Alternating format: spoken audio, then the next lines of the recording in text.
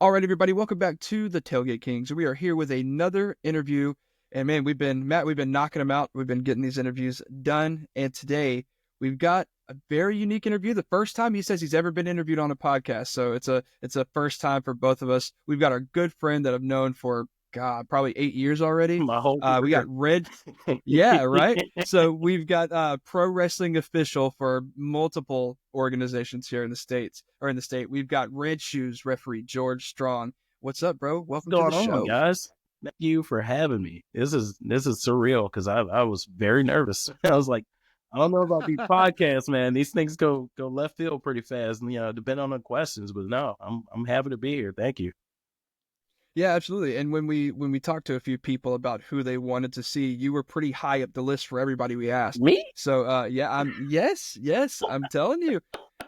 I'm Uh, telling you, dude. And guess so, less is more. well, and I mean, you saw the reaction. You saw the reaction that the announcement got just on your share on your personal socials. So I mean, people want to see it, and they're going to be excited to hear it. And I'm glad to hear that you are a little nervous, but it's come down because that's what we're all about. We want to be loose. We want to be a nice little mix of what you guys do behind the scenes and what we see as fans.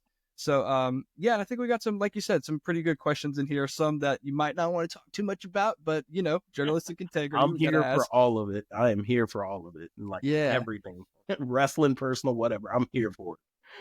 Well, cool. Let's jump right into it. So, first thing is what we pretty much ask everybody is who are you fans of growing up, and then segue that into where you are now in the business. How did you break in?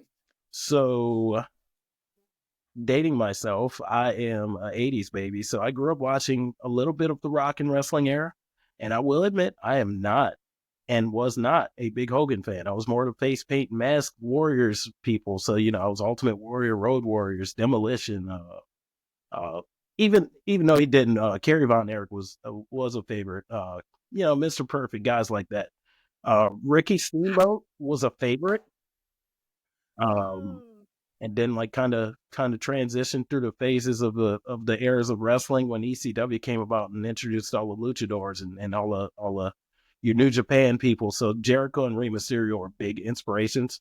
Round about 20-ish, I was 25. I was looking to want to be a wrestler, but Louisiana didn't have a lot to offer, and I was just a fan for a long time. So that's pretty much where the childhood. Sting was, and to answer the question of who really got me into wrestling, Sting. Watching Sting, I forgot to mention him of the Face Paint Warriors, but like Sting was my favorite wrestler all time. Rey Mysterio and Chris Jericho were my inspirational favorites because I didn't think that I would ever see a guy like my height or a little bit taller than me in the ring because the old school wrestling, it's all big guys. It's all 6'3" and up, and they're jacked, and it's big meaty men slapping meat. exactly. Yeah. So seeing those guys in the ring, and of course it was.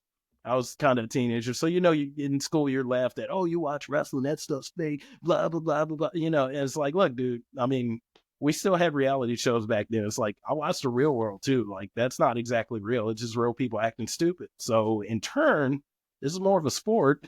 It's not fake, and stuff you watch is probably faker than wrestling, if you know what I'm saying. So I want to ask too, because a lot of the guys you mentioned, were like the a lot of the older guys, but in the 90s during the peak era of the Monday Night Wars, were you a WWF or a WCW guy? Monday Night Wars, I didn't really like Nitro at first. Like it was still getting used to it as much as I watched. And I noticed I watched WCW growing up a lot more. I don't know if it was just because of timing or whatever with me being a kid, being outside playing. Like I'd be up late in the morning, so I'd just barely catch some of, and the time I grew up in New Orleans. So WWF was on Sunday morning, and sometimes the Saturday morning shows got bumped for other stuff, so it wouldn't come on until like 1 o'clock at night or something, 1 in the morning. So I wouldn't see it till maybe Sunday, and I got to go to school, so I'm probably going to sleep before it even comes on. So in turn, I watched a lot of WCW, but when the Monday Night Wars kind of turned, I still was a pro WWF, WWE person. So it's like I was watching both, but until everything started happening with the NWO or got closer to that, it was pretty much watching Monday night, whether it was good or bad.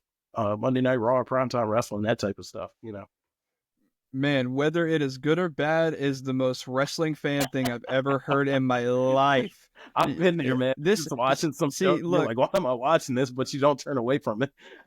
I want to tell Matt this all the time. He is really in the last like 2 years really getting into the gear of being a hardcore wrestling fan, Mhm. and he doesn't know how good he's got it, man. He Yeah. doesn't know how bad those 2010s were for us as No fans. They idea. were That's why I wasn't watching. That's why. That's why I wasn't watching. yeah, yeah, fair You enough, fair know, enough.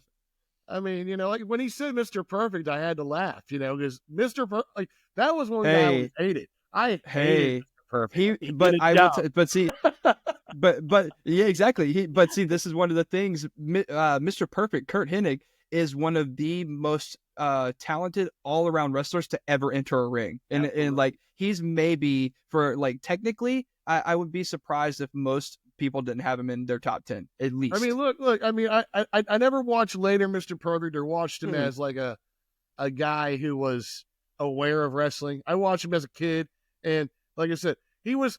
I mean, was he always a heel or was he just a face I didn't He was like? just that good as Mr. Nah, Perfect, man. Because like when he I mean, went back and forth in the late '90s, early 2000s. Is like he couldn't shake the Mr. Perfect thing. It's like you always wanted to call him that, even on Monday Nitro. Like when he was with the NWO, you still wanted to call him Mr. Perfect, even though he wasn't. yep. But he was always because you there. mentioned Hulk, and you mentioned Hulk as being a heel. See, right? That's how you look at Hulk as a heel, right? If you want to It's call it, crazy because I mean I grew up as a face the whole time, So it's for me, I when he think went heel, well, that was as shocking as the recent heel thing that we might talk about later. well, So Hogan, it wasn't that he was a heel. It's just we got tired of him. I was one of those fans. yeah, no, I mean I think that was no, that's definitely probably true. Hollywood Hogan was a breath of fresh air, but I was like, well, this is cool, but what else are we doing? I was yeah, as it's like shocked as everybody else. I was like, it's about time. it's like behind the different color clothes, it's still Hogan, man. Still Like Hogan, Right. exactly. he's still winning the WWE title in 2002, and we're like, what the hell are we doing here, Where are we man? going with this? You know what my favorite gimmick was? The Mr. America thing. I love that, and I don't know why. Like I guess Dude, Matt, I was just talking to you about the Mr. America gimmick, bro. It was Chad Gable. It was Chad Gable this past Monday night when he had the box, and Matt was like, "What's in the box?" And I was like, "I bet it's Hogan's mask."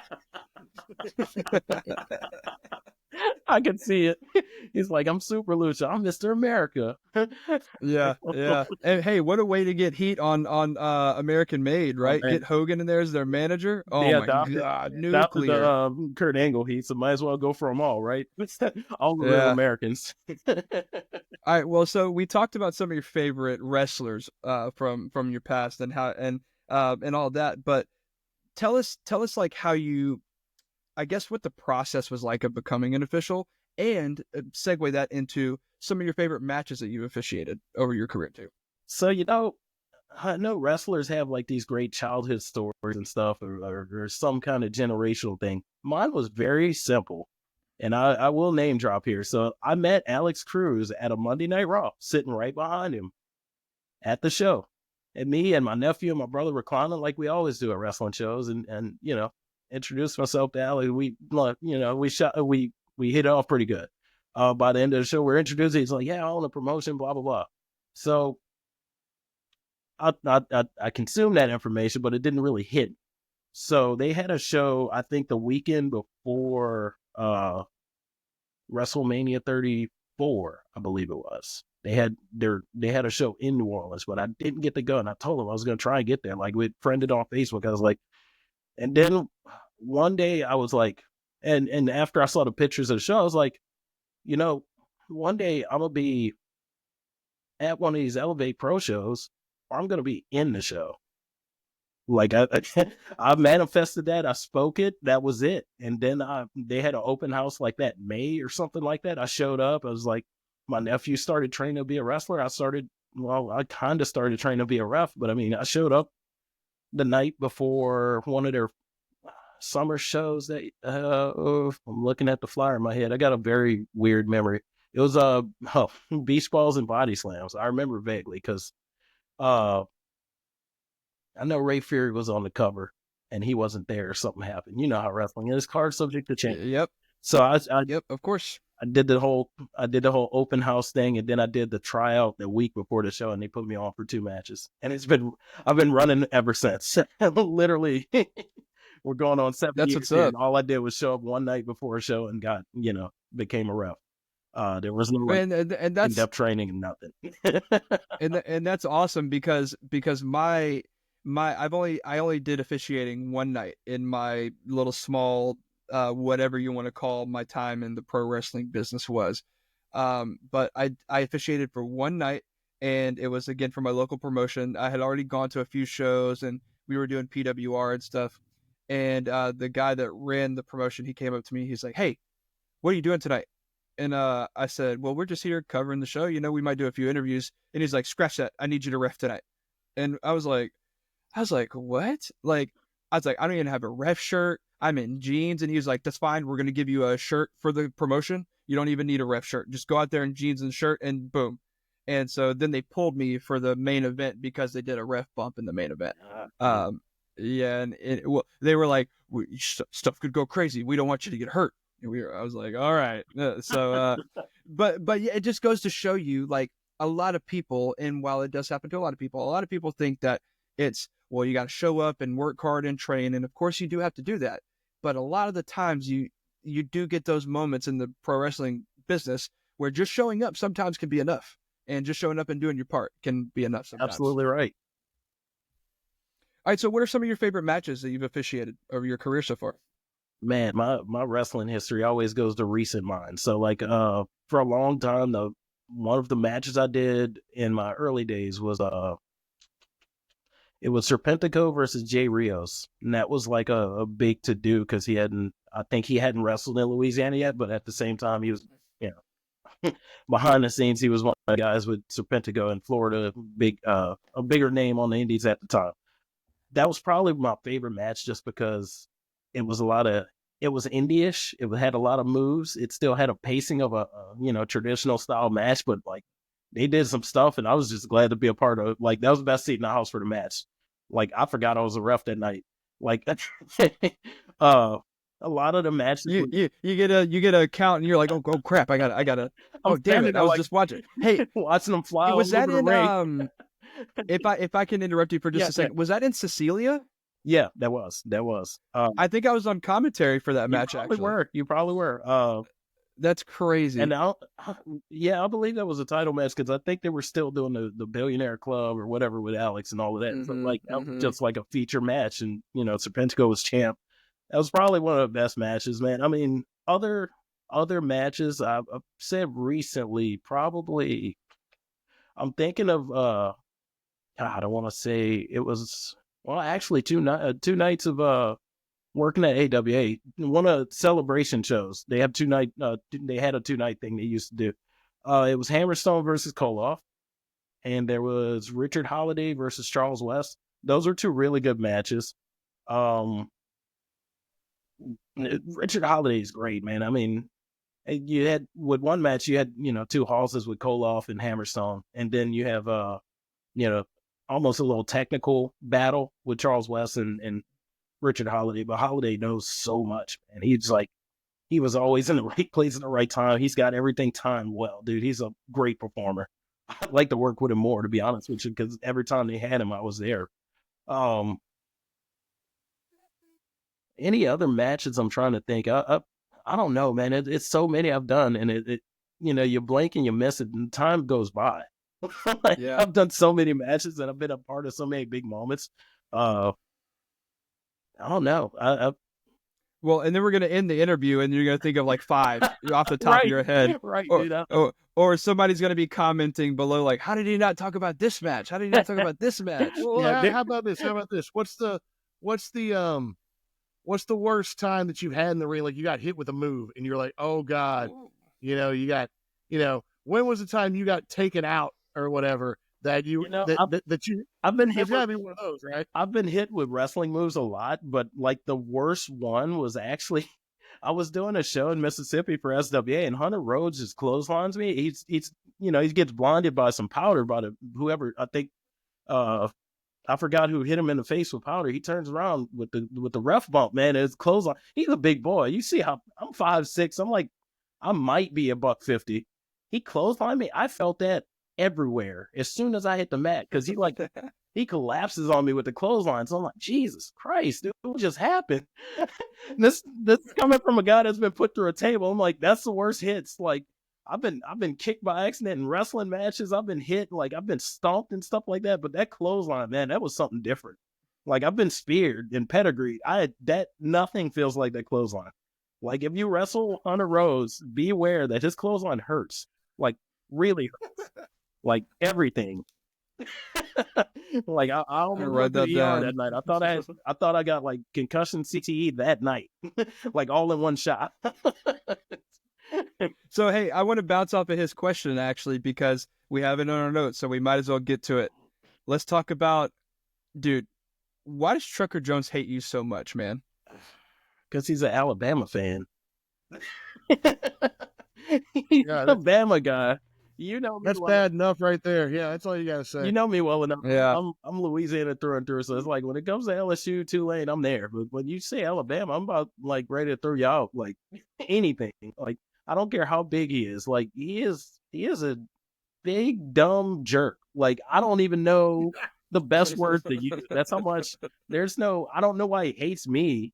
He may just hate referees. I don't know, but he picked me.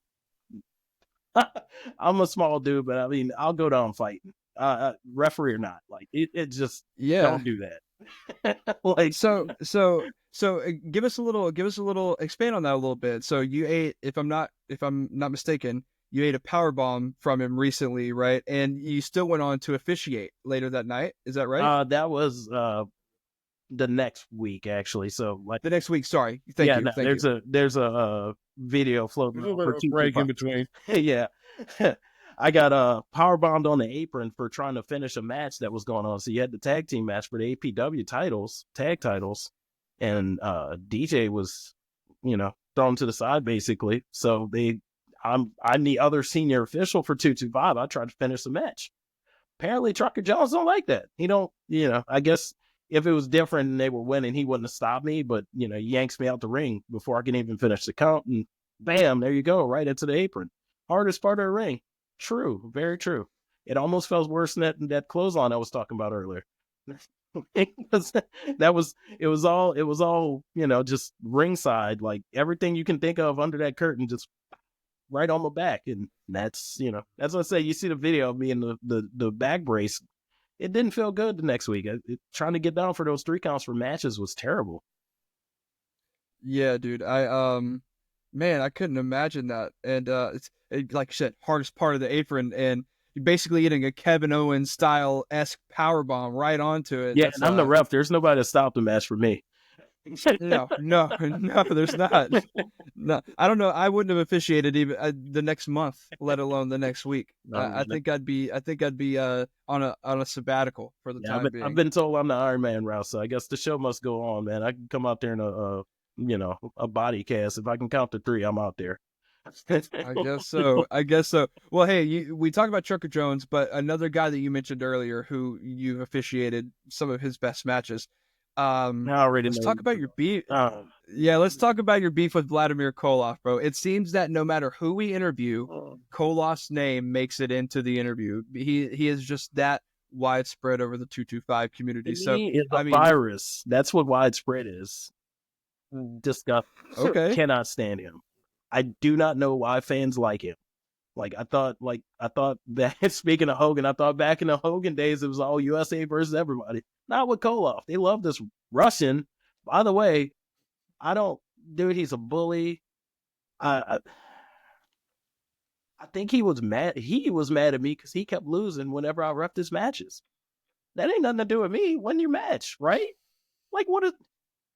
Oh, don't run up the score. Stop him from scoring. Like what are you like? I don't get some people, man. Trucker Jones, Koloff, I don't know what they see about me and they hate. I'm just doing my job. But like Koloff is a bully and I got tired of it. At some point, didn't go as well when I stood up for myself with him. But, the attempt, I got a little bit. And I know it's very hard to do with Koloff. There's a lot of people that he doesn't respect. It's a bigger list than who he does respect. I don't know how Charles West is friends with him. That's like one of my favorite wrestlers on the Gulf Coast, but he tag teams with Koloff, and I can't. I don't know how. He's the only person that's friends with him. Like anybody that's friends with Koloff they might need a doctor for like a psych check or something. Now, as much as you don't like the guy, and as much as he obviously doesn't like you, it's hard to deny his greatness that he's had in Pro Wrestling 225. Not for me. Not for me. No. See, it sounds really like we need a Trucker Jones Koloff match that you referee is what we need. Hell no. Oh God. See, when Koloff posted things about, man, I need to get signed WWE, AEW, somebody get this guy away from me. Like I'll gladly be happy if he gets signed and gets the hell away from me. That's less Koloff I have to deal with in person. I'll watch him on TV and be like, hey, I hate that guy. You wouldn't even be able to call the disqualification. They would just gang up on you immediately. Probably try and kill me. Like that's it. I can't fight two people. Like not those like, not those big guys. No, they just sandwich me and just hit me with chairs or something. I don't know. Maybe if I threw a hamburger in the ring, Trucker would leave or something. I don't know, but he looks like he could probably eat like 10 of them. And Koloff, I don't know what he eats. I don't know, because that dude got in such incredible shape. Yeah, so he probably eats children. So hey, I want to ask though, because one question that I've always been curious about, because I never got to experience it for as long as you have, but is it hard outside of like guys like Koloff and Trucker Jones? Is it tough getting respect as an official in the pro wrestling business?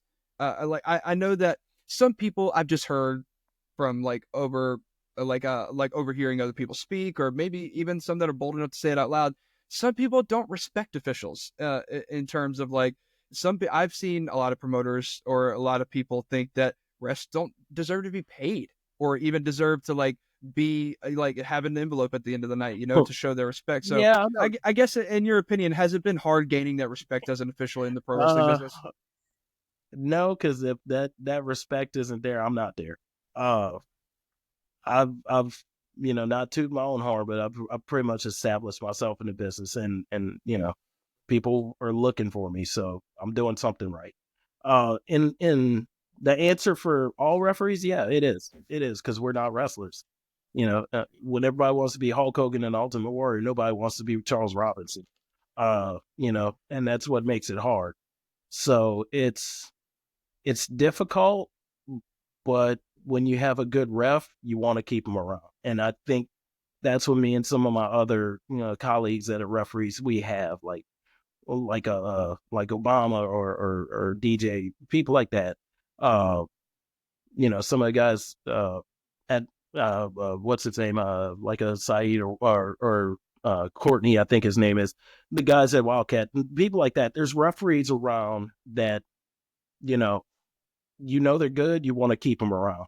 But overall, you generally don't have a lot of, referees that are getting that same respect, and they're still up and coming. Maybe they haven't found it, or maybe they're just a camera guy that just got turned into a referee. There might be something about them that, a promotion that just has them in. I went to a promotion in Atlanta, traveling with the boys, and like one referee was a woman training to be a wrestler, and the other one was just a ring crew guy that had been in the company for however long. He just finally made a ref, and it was like they had one veteran referee out of the whole group, and I was like, man, and I couldn't get a spot on the show that night. And that's not even arrogant or cocky. Like, think about what I just said. You got somebody trained to be a wrestler, getting refs as a referee, like most people kind of pay their dues. There's a lot of people that do that just to get in. I just want to get in the ring. Let me be a ref. I'll be a wrestler when it's time. Then there's like Joe Blow, and no disrespect for that company or whoever, because I'm not going to name names on that, but you just pull the guy from behind the camera to be a ref, and now you need a camera guy. Yeah. And now all of a sudden you don't have anybody to capture the footage for your show. Yeah. So you get cases like that where it's like, you take care of your boys. Yeah, I get it. I understand, but that's where the disconnect is. It's like the respect for referees. It's like, oh, anybody can do it. That's not true. That is absolutely not true. I mean, and this is me. Well, and don't go. And I want to ask you too, something that a lot of people don't think about is that refs also have to be, if you're going to be a good one, in my opinion, physically able to do the job. Like, please tell me, how many times have you gone home and your forearm and your arm is numb from how many times you slapped that mat? Because I know my first night officiating, I went home, I was like, Jesus Christ, bro. My arm's killing me. I think you're hitting the mat too hard, brother. well, I was, of course, the first night. But it's getting up and down. It's getting up and down consistently through the matches. The cardio is the biggest thing, and that's all wrestling. Referees, cameramen, ring announcers, everybody's got to get up and down somewhere at some point, whether they're climbing in the ring or climbing out. No, with referees, you do have to be in some type of good shape. And physical, mental, you have to be there. You have to be present. It's not as easy as everybody makes it seem. And this is me behind the scenes, but it's just, you have to be able to help those wrestlers with the match, like in the ring. Like, you have to be there for them. Like, things may happen. Things, timing may be off. They need to know time, something. But, you keep up with more than you think. Just, that guy just, like, I watch TV and see the refs just stand around and then they're in it. It's like, I'm doing that. Why am I not on TV yet? But it's more than that. It's more than that. There's more to contribute for referees, and that's what people don't think about. You can have great matches and not remember who the ref was, but that doesn't mean the ref wasn't great. You know what I'm saying? So I mean, that's kind of the thing, though. I mean, unless the ref is part of the match, you don't want to notice the ref there besides the 3 count. You know what I mean? That's the best reffing job is if you're invisible, so and I know I get I probably get side eyes from certain people, even though I have a lot of respect in this business. Me wearing red shoes in the ring is a big oh man, that's not traditional. But there's a guy in Japan that's been doing it his whole career and nobody told him anything, and I'm sure he got the same let's talk about that because that was a big question. That was a big question that some of the people that were looking forward to the episode had, was where the red shoes came from, and was that the inspiration was from Japan? 100%. So here's the thing, and Casey, you know me well. So I'm a big sneakerhead, and I don't get to get shoes like I used to. So, so yeah, that's what I'm saying. Like you know me. So it's like it's an incorporation of two different things. So I'm a big sneakerhead, and I was like, for some reason I can't find a good pair of black shoes that I like, but I did have some at the beginning. And red shoes in New Japan was, one of my favorite refs. So it was like, man, I can do that. And I know there's people in the indies doing this already. It's like, oh, well, he wears red shoes, I'm gonna do something different. I know there's a white shoes that existed. He may have came out of retirement for what I know, but like there's always going to be at least one ref that has that standout quality or something they do that's different from all the other referees. I don't do anything. I just wear the red shoes and do my job. And so is it one pair of red shoes and you only wear them for the wrestling, or do you have like 10 pairs and you're just wearing through them and you're like hoping that you got a supplier when you run out? You hit it right on the head. I have a pair of red shoes that I wear just for wrestling, and that's it. I wore them on my vacation because I was repping, Pro Wrestling 225. But other than that, because I had a show when I came back from the vacation stuff. But it was just one of those self-promoting and / promoting the company type things. No, I just have the red shoes and I only wear them in the ring. Every now and then you might catch me out in them, but it's not. I'm generally in I'm in sweats and some other sneakers I got in the closet if I'm wearing sandals or something. You know what I'm saying? So it was all inspired by red shoes from New Japan and my love for sneakers. So why not go find a pair of all red sneakers I can ref in?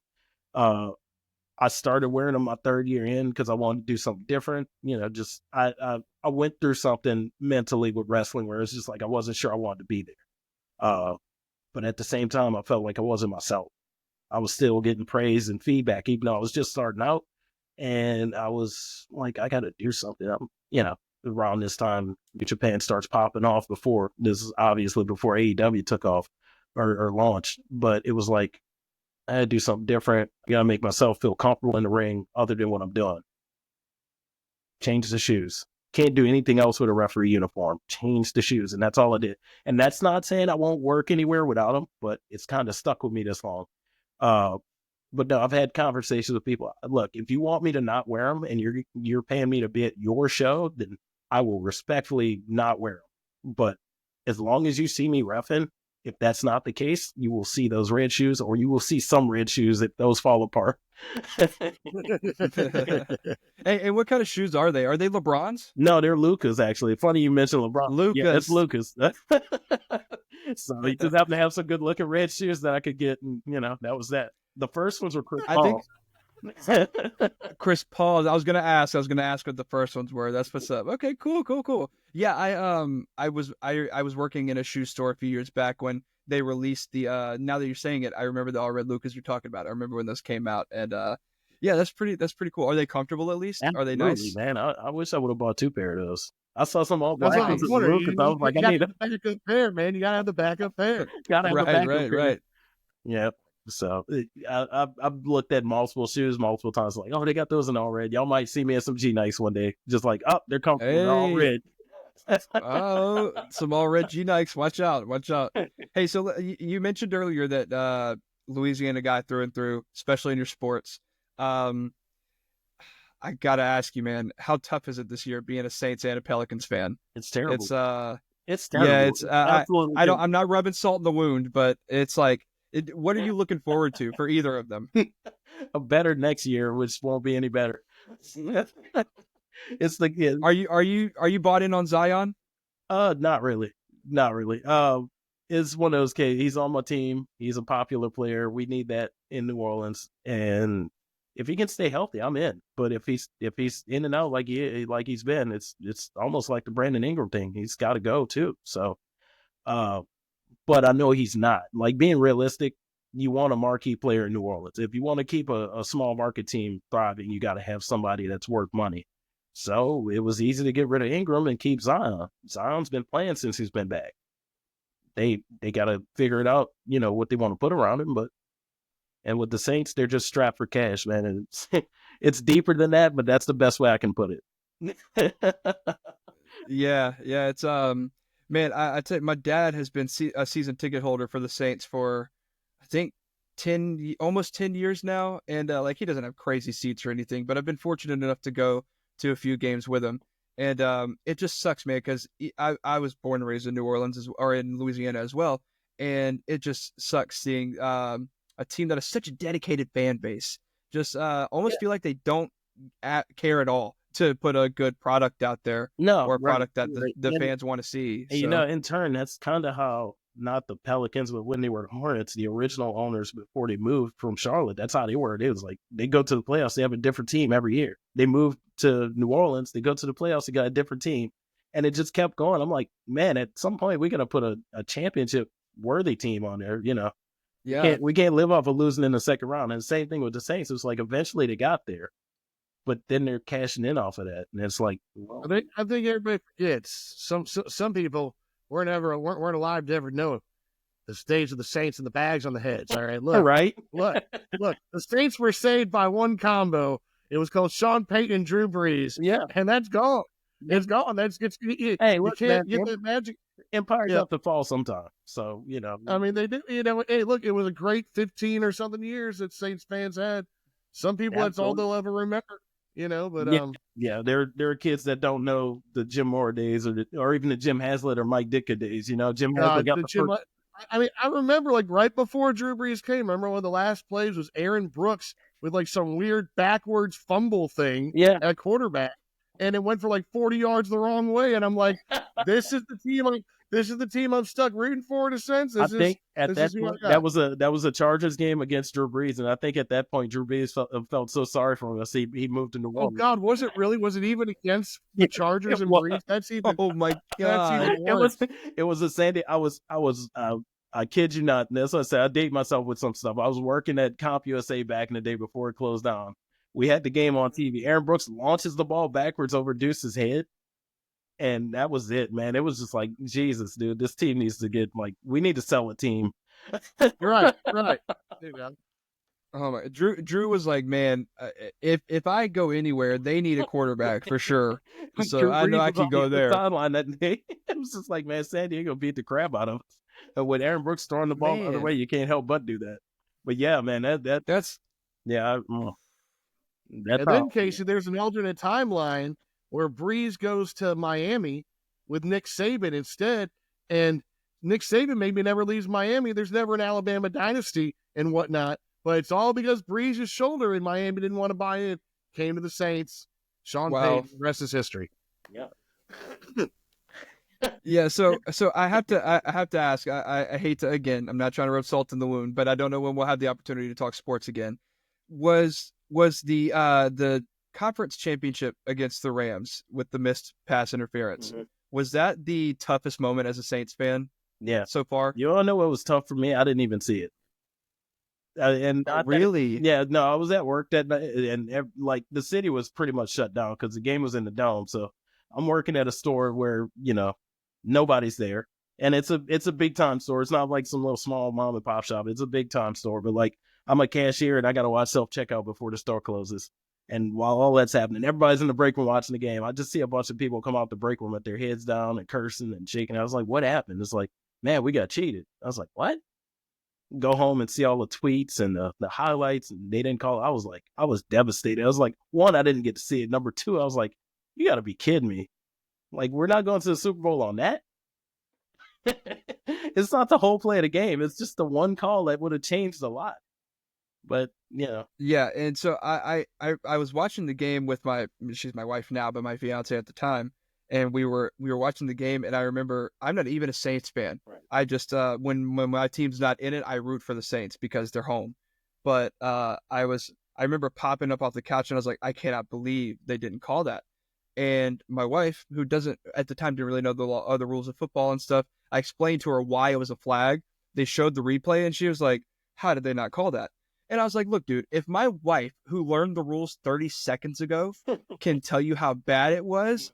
I still to this day, I don't think that any missed pass interference call has ever come or will ever come close to it. No, it was the most blatant pass interference call that I've seen not called ever. They didn't say, "Oh yeah, you can throw challenges on pass interference." It's like that don't help us now, and that there didn't call anything, so we wouldn't have been able to challenge it. So what's the rule change for? But yeah, it's man. They as a yeah. Well, hey, let's I got two more questions for you, and then we're out of here. Your favorite faction of all time? This is a fan question. So, through the pantheon of all the wrestling, who are some of your favorite factions?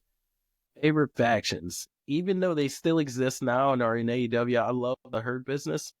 I'm just sad that it didn't really go anywhere in the WWE. I know they're the Hurt Syndicate now, and there's probably. What's his name? Cedric Alexander's probably going to pop up on AEW just to reunite the group. But if that would have took off, that would have been great. There were so many iterations of the Horsemen. I just don't really know what my favorite. I mean, me being a more of a traditionalist is like when I saw Sting. And like I don't mind like Luger jumping, but like Sting's everybody's hero, but he keeps jumping groups. So it's like Sting and the Four Horsemen was interesting. Sting in the NWO was disappointing because I'm just like, well, he spent all that time fighting them and then he joins them, like, and he's still the only answer to the NWO. And they kind of ruined it with the Wolfpack. The Wolfpack was absolutely cool. Don't get me wrong, but like seeing Sting join, it's just like, why did we go through this fighting Hogan and the NWO to have a cool faction, a DX version of NWO, and then have Sting join it?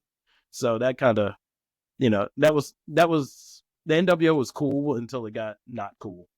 So in that sense, I was always a DX person for that reason. Other factions, I'm trying to think of any other factions that I really liked. And I did like the Judgment Day, the original, like not Edge and, like what it became, because I knew it would become something. You know what I'm saying? It was like everybody was making all these promo. That was purely Vince's script. Just to have them not say anything. But I was like, this group is going to catch traction. While we're watching the Bloodline, the Judgment Day caught traction. I was like, this is going to happen, and we're going to be here. And it did. Trying to think of any other. I did like the Main Event Mafia. I wasn't big on TNA back in the day, like TNA Impact. I didn't watch it a lot. And I kind of regret that as a wrestling fan, that I didn't see some of the better moments when it actually was on TV where you could see it. But I did like the Main Event Mafia. I like the idea about that. I kind of think this new thing that just happened Saturday is something like that, even though it's got a different story. You know what I'm saying? They're probably not going to add any other, main event or top level stars to the group, but it has that feel. Yeah.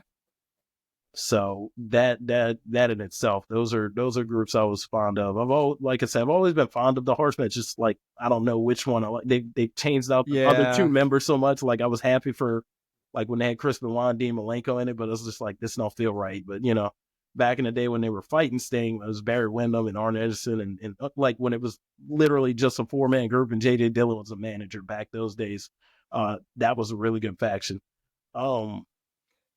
Yeah, dude, the Wyatt family, every iteration of the Wyatt family was always great for me because I loved Bray so much. I think I just love Bray so much, so the Wyatt family in itself was great, and I just wanted to see Luke Harper and Eric Rowan do, but we all knew that, it was one of those things where it's like, who the money is in that group. Luke's the wrestler, Bray's the, you know what I'm saying, and Eric's the muscle guy.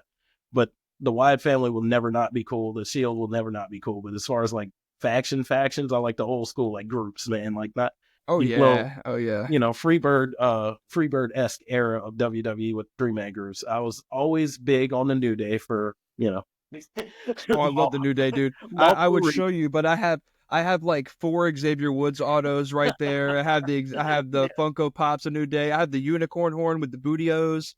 Like, dude, I love New Day. So every iteration of the New Day, I think in some way has been excellent.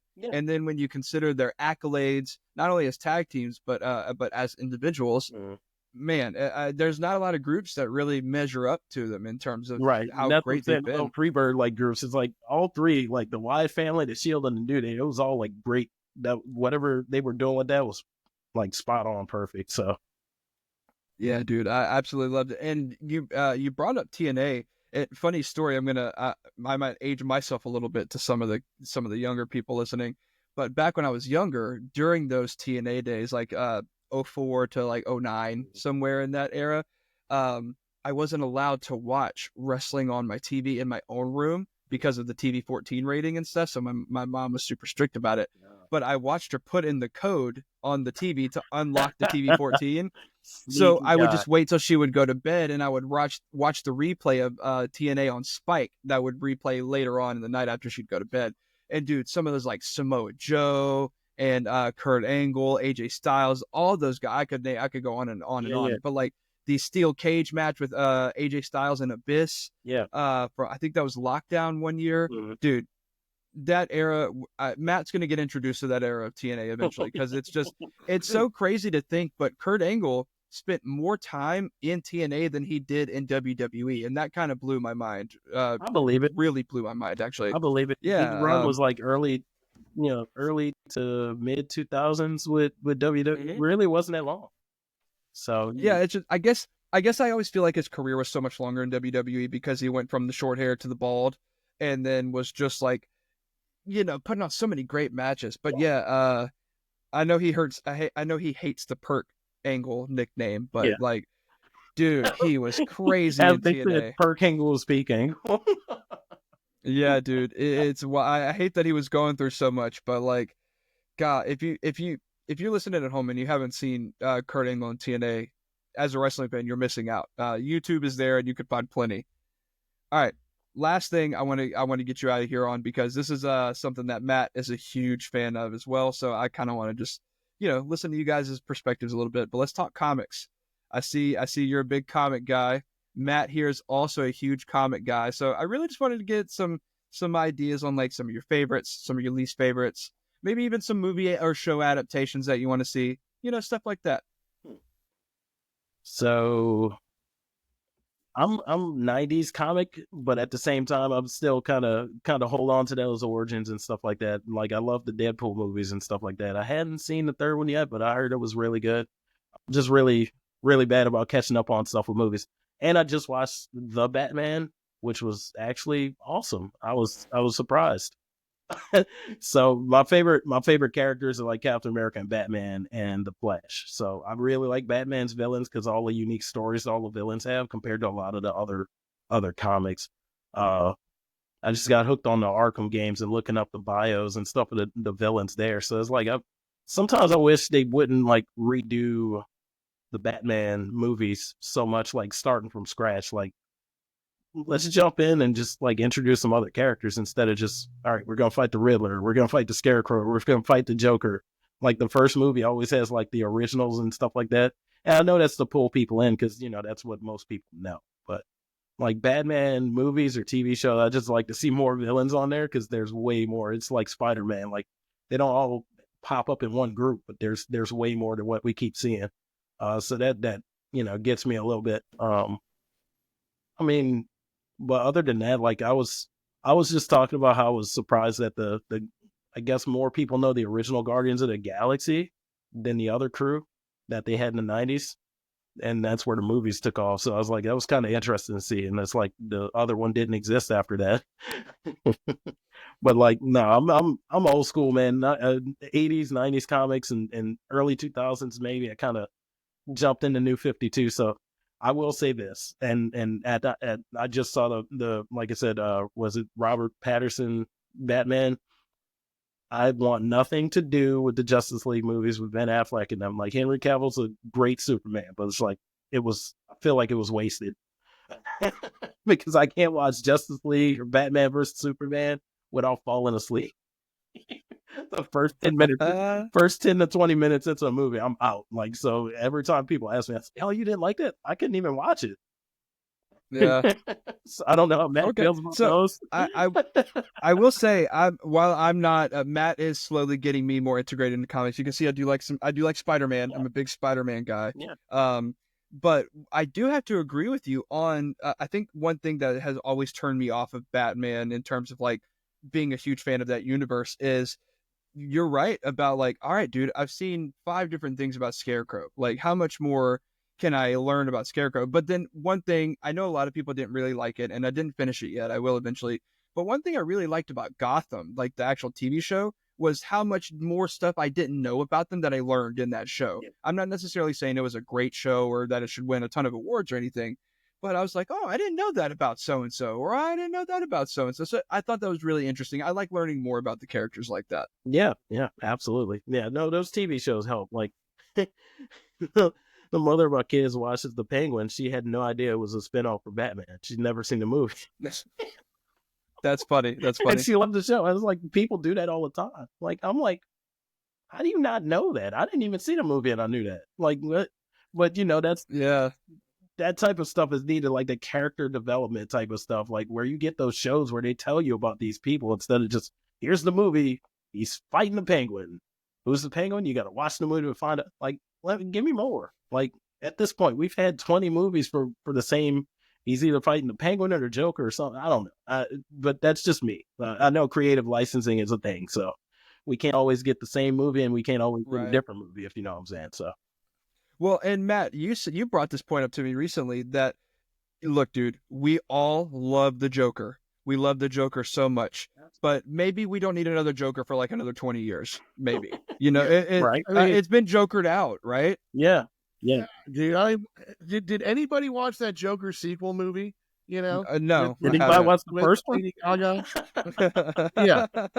Did it really happen? You know, I mean, a 2-movie series and nobody's interested in it. I mean, God bless America. No, it like, you know, going back, he said like Henry Cavill, great Superman. Ben Affleck was even a great Batman. But when did we anoint like Zack Snyder as an amazing director? Like, can you tell me like what really a great Zack Snyder movie is? I mean, I like 300 as much as the next person. It was fun. But then he did like whatever. What was that one with the girls? I remember what it was called. Like, see, nobody remembers. It tanked. It tanked, and then they gave him then they're like, here, you go do the DC movies. And like, Man of Steel did he do Sucker Punch? That's what it was. Really? Yeah. Okay, so hey, I will be honest. Like 14-year-old Casey loved seeing that movie in theaters, bro. That was my shit. I've heard it's fun. I have no idea. You know. That's so. But I did not know he did Sucker Punch. Yeah, he did. If you go find it on YouTube, I mean, somebody took Man of Steel and they recolored it, and it looks incredible. Like if you just like made Superman happy, for Christ's sake. Yeah. And not make like, how do you make Superman Batman? Like that's the problem. Yeah, it was too dark. And I didn't know how to feel after I watched it. And I was like, I liked it, but then I don't know. Like, I literally watched Man of Steel in the theaters, and I left out. I was like, I don't know how to feel about this movie. Like, I've never had that feeling. Like, you go see the old Ninja Turtles movie as a kid. You're like, yeah, you can watch it as don't be like, it's goofy, but I still like it. Man of Steel, even with replay value, I was like, huh? What? I don't know. I guess it gets 3 stars out of 5 because I don't know if I liked it or not. And see, because of that, now what are we doing? We're knee jerk reacting, and we're getting James Gunniverse. And don't get me wrong, everybody liked the first Guardians movie.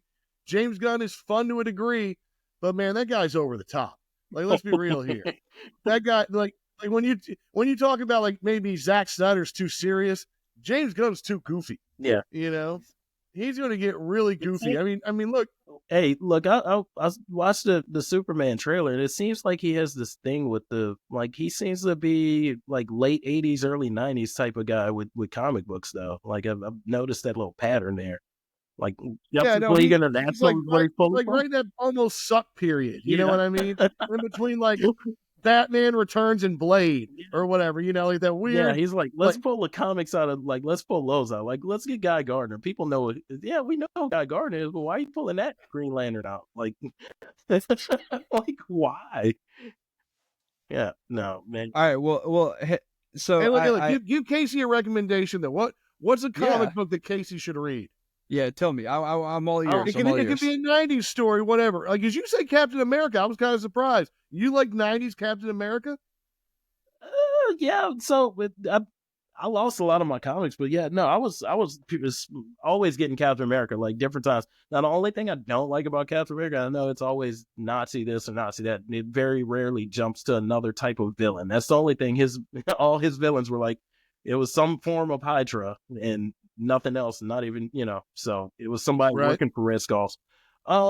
I don't know, man. It's been so long since I look. I'm still holding on to like Hush and Civil War, because those were great series. And if you want to laugh, just go look up the DC versus Marvel amalgam, like that little series. Okay, where they started mixing the superheroes. So obviously Superman and Captain America, like, they made them because that's the American, that the alien in Captain America, Super Soldier. But no, they had some pretty interesting mashups with that, so that was cool. Infinity Wars, a lot of the stuff that was big back then, like the DC versus Marvel, the Infinity War, the aftermath of DC when they start the doppelgangers, and they had like the little 8-legged Spider-Man running around. There's a lot of different, there's a lot of different stuff in the 90s books that were, but that's the stuff I remember. Like, my brothers had all those comics, like the X-Men 96, or was it 95? However, it wasn't, obviously not the cartoon, but I'm just like the epic, like, double covers they had. Those series were pretty good because a lot of things around Magneto got interesting. So that's the. So we just got to get you some Jim Lee X-Men. We got to get you some Jim Lee X-Men. Absolutely. All right. 90s. I'll start diving in. Yeah, I was about to say 90s. I was big. X-Men, Captain America, even Ninja Turtles had some great comics back then. Now, of course, when the TV show came out, a lot of the comic books started looking like the cartoon. That's Casey Jones right there. There you go. Hey, look, this is this month's Ninja Turtles book right here. Yeah, I think How about that? Hey, that's a clean cover. Yeah, I just like that cover. cover. Pretty cool, dude. Like, I forget. Like, sometimes I forget. Like, I was playing one of the Power Rangers video games. I was like, wait, there's a comic book, and I didn't even. Sometimes I forget stuff, man. Yeah. All right. Well, hey, before we get out of here, let everybody know where they can find you on your socials, and what shows do you have coming up? Everything, everywhere I work, as much as I can. That's where I'm gonna be. No, my socials. I mean, you can look up my real name if you want, Gerald George. Like, it'll pop up. Trust me, you'll see my face, and I got George Strong, like, parentheses on everything. George Strong on Instagram. Just look it up. I'm pretty much there. Facebook and Instagram, my main two. Shows wise, I will be at Pro Wrestling 225 this Saturday in Homa for Power Up. That's gonna be cool. We got let's see. Oh, two of my least favorite wrestlers are fighting each other. It's Vladimir Koloff versus Simon Miller. I hope they both lose. I guarantee I'll be reffing that match though. So I might leave the ring after I ring the bell. just officiate from the outside. Yeah, I'm gonna just throw some chairs in the ring, throw some stuff in there. Like Koloff can bring his chain, Simon can take that little towel and his little cross video. They can just fight with those, and I'll just be there for the 3 count. There you go. Yeah, I'll be there. Later in the month, I'll be back at SWA. That's pretty much where my second home after Elevate. You know, I was always in Mississippi because that's the place I could go all the time. Like I just kind of broke in with 225 like a couple of years back. It's weird that I did multiple shows around 225 and never worked there, but now I'm like there all the time because I told them, oh, look, guys, I live down the street. Just book me. Yeah, hell yeah. But yeah, and good. And knowing the guys from backstage and like just who do all the heavy lifting behind the scenes, it's a lot of great people for 225. Absolutely, so it's a great place. Wonderful crew. They are absolutely amazing at everything they do, from the sets to how the shows run. It's always good. And I can say that about most of the places I work. Like like you said, I work everywhere. So it's like SWA, Pro Wrestling 225, the GCW. Work with Mustang at GSW. Like, I'm actually going to debut at Top Draw at the end of the month. So I'm pretty lining my plate up again here. But yeah, I'm going to be pretty much everywhere I work. We got TWA and Chalmette at the end of the month. I am 100%, like 110% this month. Like, plus you opened the door for me to start doing podcasts. So I got another interview with another friend of mine at the end of the month as well. After all the shows, like I'm gonna be everywhere. So I mean, I'm trying, man. I'm trying. Hey, you got to raise that rate, brother. Got to raise that rate, brother. Right? Nah, then I'll start losing that referee respect. Right. Yeah. Oh, hey, we actually went another way. Yeah. No, you're right. Keep it where it is. Yeah, we got. Hey, look, dude, I really. Yeah, right. Yeah. We got the guy from behind the camera. We'll get him in here. All right, dude. Well, look, I really appreciate you stopping in. I think people are gonna love the interview. I'm glad the nerves dissipated, and I hope you had a good time because I know we did. Oh, thank you. I did, man. Look, the nerves always disappear after you come out that curtain and get in the ring, man. The nerves are there. And we broke you through the wall, man. Now you're gonna be doing all these podcasts. We're gonna do interviews. So, same questions, just keep answering. Like I'm just gonna start writing my answers down and spamming them on every show now. Copy paste. Yep. Oh, he did that way. No, I didn't. I do. Well, we're gonna get out of here again. Thank you so much, and I really appreciate it. Can I get a couple of seconds here? I just want to say, go ahead. And whenever this airs, for everybody that does get to see it, whoever gets to see it, man, if you have any problems going on, call a friend, talk to a friend, hug a friend. Just life's too important, man. And we talk about wrestling and sports and all of that, man. Always keep somebody around you. Like, don't go it alone. So, I mean, there's help hotlines. You've always got friends and family. If you don't have friends and family, once you add me on social media, just hit me up on Messenger or something. Like, don't ever go it alone. Like, your mental health is important. Your health is important. Just throwing it out there. So, I say that because wrestling has helped me a lot. And I don't tell people that a lot. So, just everybody keep that in mind. Like, you're never alone.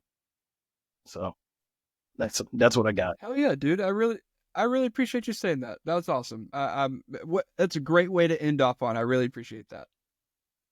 All right. Well, look, dude, thank you so much for the kind words at the end there. Thanks so much again for stopping in. I know we're all so busy. Yeah. So it's hard to carve time out sometimes. So I really appreciate it, and no I'm sure we'll have to make this a regular. We'll have to make this a regular thing. So we'll get you to copy and paste your answers next time you're on. Yeah, I'll just start writing some answers now for new questions. That's right. All right, dude. Well, hey, look, we're out of here. Thanks again. Thank you.